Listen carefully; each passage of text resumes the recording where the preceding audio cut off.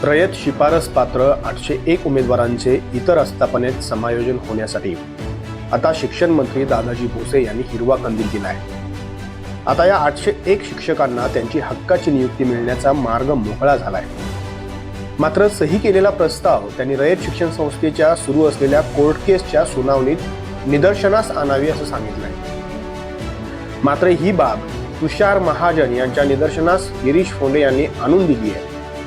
त्याचप्रमाणे लवकरात लवकर नियुक्त्या मिळाव्यात अशी मागणी देखील केली आहे। खरं तर शिक्षक अभियोग्यता व बुद्धिमापन चाचणी झाल्यानंतर फेब्रुवारी 2024 मध्ये शिक्षक भरतीची पहिली मेरिट लिस्ट जाहीर झाली। यामध्ये तसेच जून 2024 मध्ये दुसरी यादी जाहीर झाली। यामध्ये असे एकूण 801 शिक्षकांची निवड रयत शिक्षण संस्थेत झाली होती।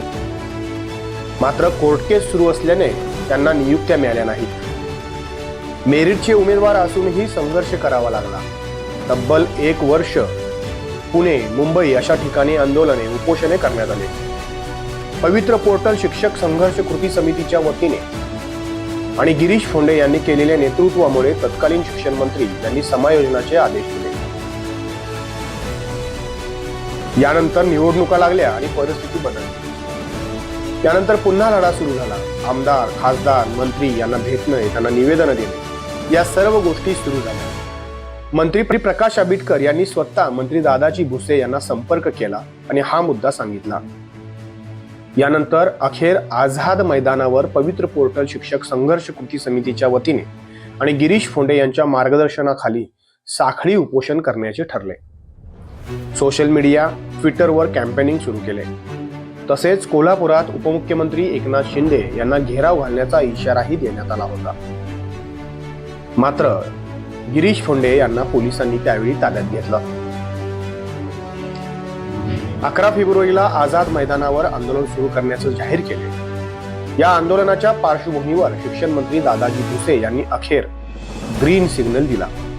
शुक्रवारी प्रस्तावावर सही केली। मात्र सदर प्रस्ताव हा कोर्टाच्या सुनावणीत सादर करण्याच्या सूचना देण्यात आल्या। या संदर्भात स्वतः गिरीश फोंडे व आमदार चंद्रदीप नरके यांनी शिक्षण उपसचिव तुषार महाजन यांची भेट घेऊन आस्थापना बदलून देण्याबद्दलचा मंत्रालयातील प्रस्ताव हा कोर्टाच्या 2-2 महिन्यांनी होणाऱ्या व बोर्डावर न येणाऱ्या सुनावणीच्या दिरंगाईच्या खाईत ढकलण्यासारखाच आहे असे मत चंद्रदीप नरके आणि गिरीश फोंडे यांनी मांडले। त्यामुळे शक्यतो कोर्टाची प्रक्रिया बायपास करून अन्यथा 8 दिवसाच्या अंतरावर कोर्टाची सुनावणी तारीख घेऊन विनंती करून तात्काळ पुणे आयुक्त कार्यालयाकडे प्रस्ताव पाठवण्यासाठी पाठपुरावा करा अशा सूचना तुषार महाजन यांना देण्यात आल्या। यावेळी तुषार महाजन यांनी यासंबंधी हे दोन्ही पर्याय शक्यता पडताळल्या जातील असं सांगितलं। दरम्यान गिरीश फोंडे आणि अभियोग्यता धारक यांनी तात्काळ मंत्री हसन मुश्रीफ आणि मंत्री प्रकाश आंबेडकर यांना भेटून त्यांचे आभार मानले, कारण या सर्वात त्यांची भूमिका देखील तितकीच महत्त्वाची होती।